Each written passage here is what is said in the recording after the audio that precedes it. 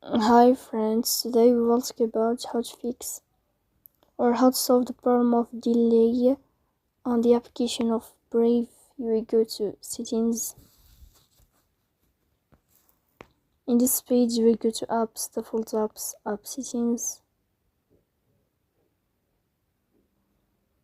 On above you will search about Brave and you will click here. In this page of app info you will click on first stop and you will click OK. Here you will enter to the window of storage. Then we click on clear cache, but pay attention, don't click clear data because that can delete your account or can cause you errors on your app. In the end you can turn off your phone and you can wait a moment to restart your phone again to fix that problem. So please don't forget to support us.